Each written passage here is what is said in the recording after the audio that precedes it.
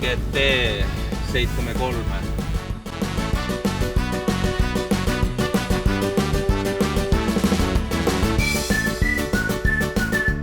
Tere hommikust kõigile!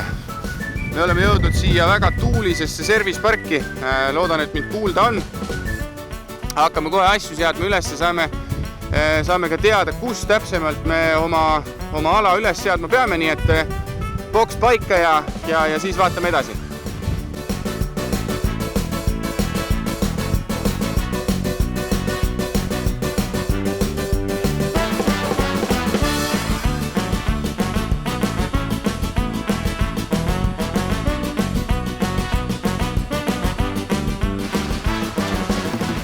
No meie boks on põhimõtteliselt valmis, seinad läksid siuksed paar tunnikest, vahepeal on ka juba valgemaks hakanud minema.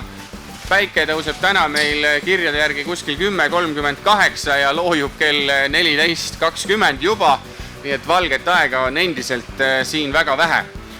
Eilses päevaga seoses siis selline info teile, viskasime päris esimese päeva legendi minema ja Kaarel ja Allar otsustasid, et vaja on see ümber kirjutada, et oli kohti, kus see läks kiiremaks ja oli kohti, kus oli parandusi lihtsalt liiga palju, et polnud mõtet seda teha. Mõned katsed on sõidetud läbi tänaseks 3 korda ja mõned võib-olla saavadki 4 korda läbimist, mida siin ka suuremad juhendajad on meil soovitanud ka teha. Igal juhul katsekilomeetreid on tulnud juba siin kokku 800, mida on juba omajagu päris palju.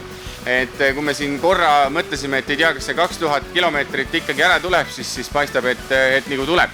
Täna on siis poisid juba legendi kirjutamas. Täna ootab meid ka Shakedown, kus nad kindlasti õhtul tahaksid läbi sõita. Soovitatavalt jällegi 2 korda, et kuna praegu on nühitud selle VRX STI-ga need päevad, siis et saada uuesti ikkagi ralliauto tunnetus jälle kätte. Tere hommikust, Martin! Tere hommikust! Kuidas meil tänane päev alganud on? Kiirelt ja tegusalt. Hirmsa tuulega ka? Hirmsa tuulega ja nagu näed, et saime boksid püsti, telgid püsivad. Et kogemus vaata. Saaremaal sai tuulega väga võideldud, et siin isegi ehk oli gramm kergem. No boksid on meil üles seatud ja kui tänane päev algas meil sellise gramm sulailmaga 2 kraadi, siis täna on ka tuult. Olen siin praegu telgi varjus, et saaks üldse midagi võtta. Tiime on siin Hobu ringrajale rajatud servicepargis suuremaid ja väiksemaid. Meie oma tagasihoidliku boksi oleme püsti saanud, natukene veel ja on asjad sees ja soojagi saab.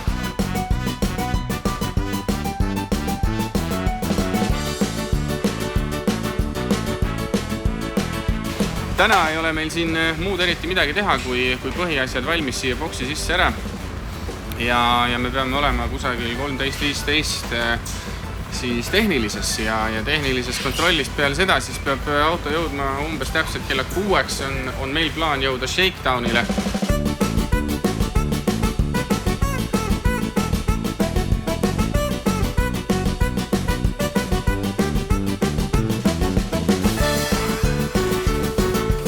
Subarule järgi, et viia see siit tehnilisse labidad ja mingid tähtsad asjad veel siin on autos ära pandud, viidid on kaasas, mille peab ka siis ette näitama ja täpselt ei ole aimdust, kuidas see tehniline siin läbi viiakse, aga üks on kindel, sinna me kohe lähme, tõstame auto peale ja mine!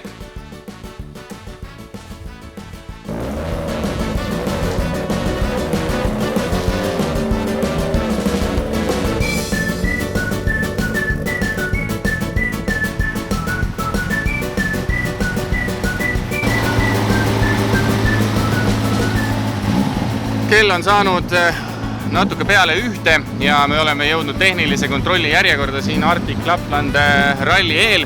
See toimub siin Europcar suures majas. Teiselt poolt hoonesse läksid sisse Joonas ja Mario koos siis võistlusülikondade asjadega, et sealt nad tegelikult juba tulevadki välja. Tundub, et näod on rõõmsad peas, järelikult vähemalt selles osas läks läbi. Järgmisena astub ette siis ka meie Subaru.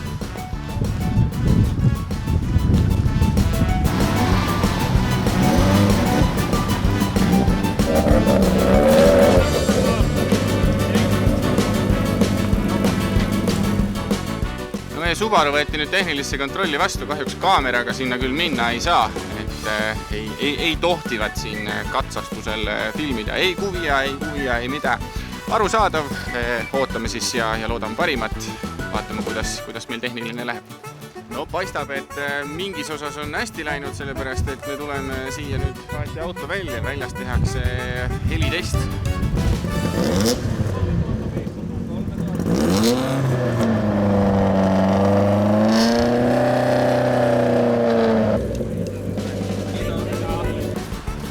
No, läks pill siis kaalumisele, ei hakanud siiagi ise sisse trügima, sest mine tea, järsku on mingi top secret info. See oli muidugi nali, sellepärast, et korraldaja teeb otsused, korraldaja õigus ongi öelda, kus sa võid olla, kus sa ei või olla ja seda peab austama. Ja seda loomulikult me teeme. Igatahes tundub, et tehniline vist läks hästi. Saame kohe pärast kommentaarid siis asjaosalistelt, aga müratestist läksime läbi ja sellega on korras ja siis nüüd on praegu kaalumine. No Martin, näen, et käed jalad on tööd sul täis. Kosta on boksile omaseid hääli.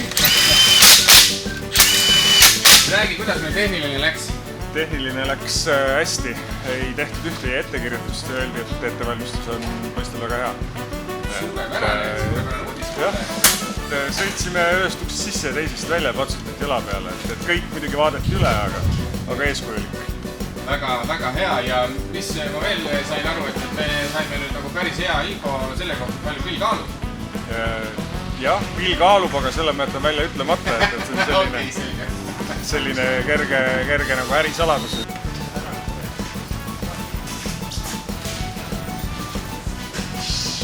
No vaat selline see sätung meil siin välja näeb. Boks on paigas, ühel pool on siis auto, teisel pool on siis nii-öelda tiimiala. Ma olen väga üllatunud ausalt öeldes sellest, kuidas just see ralli maailma telgitagused, kuidas see toimib ja kuidas see boksimaailm on, kuidas käib tehniline kontroll.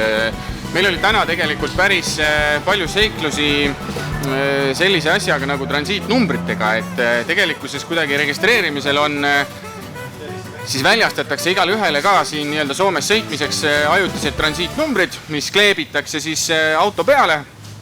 Aga meil mingil põhjusel meie materjalides seda nagu kaasas ei olnud. Ja siis meil läks päris omajagu aega täna selle peale, et lihtsalt need numbrid kätte saada, mis selgus siis lõpuks, et need on hoopiski seal reis kontrollis siis. Aga kokkuvõttes siis jah, kõik asjad on nagu käes, asjad on paigas, boks on seatud üles, tuled, kõik värgid on olemas. Piigid on nüüd praeguseks juba ka autole alla saanud ja ei taha nüüd ära sõnuda, aga väga hästi on läinud selles mõttes. Ja ma arvan, et miks on hästi läinud, on see, et see eeltöö on ikkagi päris hea tehtud. Lisaks sellele veel ka päris mitmed kogemused ja pikaajalised kogemused Eesti rallidelt, et eks siis muist ja bokside seadmine ja kõik see, et see on ju läbi harjutatud tiimil ja mul ausalt öeldes on siin, pean lihtsalt ette vaatama, et ma kedagi otseselt ei segaks ja ei häiriks, sellepärast, et siin on justkui oma ökosüsteem. Kõik teavad, mida nad tegema peavad, igal ühel on omad mingid kindlaks määratud ülesanded ja ma ei tea, kas nad võib-olla kindlaks määratud on või nad lihtsalt kujunenud niimoodi, aga igatahes kõik justkui toimub. See on üks suur mesilaspesa meil siin selles väikese tiimiga.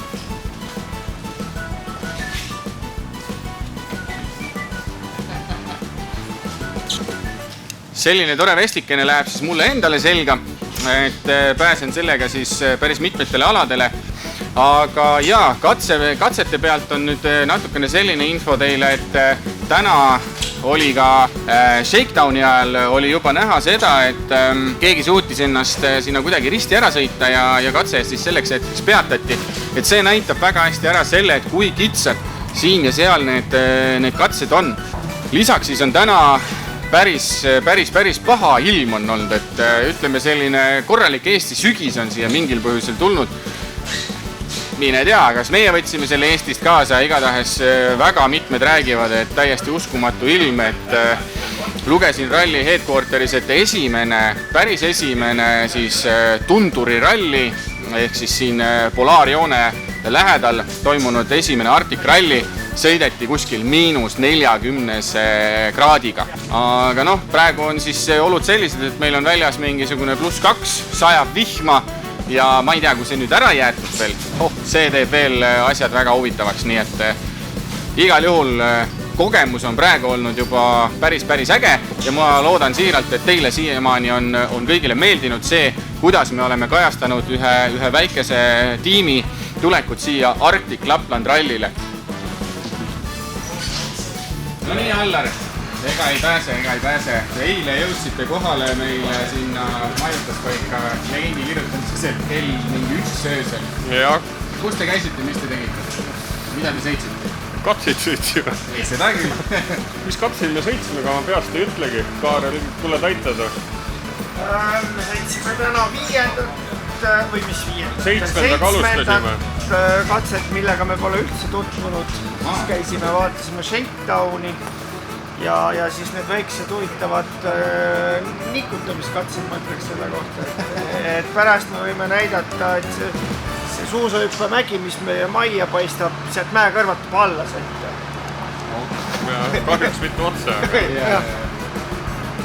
Aga kuidas siis täna legendi osas? Eile, ma sain aru, oli see ikkagi päris palju peavalu lõpuks valmistas, et pidite ka terve esimese päeva legendi nii-öelda kõrvale jätma. Jah, täpselt nii. Ega ongi väsimus on selline peale, sõnad tulevad raskelt, ütleme niimoodi, aga jah, see hästi pikk kirjutamise periood on andnud võimalus hästi palju areneda ja siis kõik, mis tundus esimene päev loogiline, enam 3 päeva pärast loogiline ei tundnud, et siis tuli otsast alustada, muidu see nii-öelda 2 ja 3 päeva vahe oleks nii suur olnud, et see legendide erinevused läheb ohtlikuks. Aga kas sa saad natukene, oskad selgitada veel juurde, mis sa ütlesid, et see loogilisus muutub, et ükskord oli okei, teist kord enam ei olnud okei. Kuidas sa seda kirjeldad?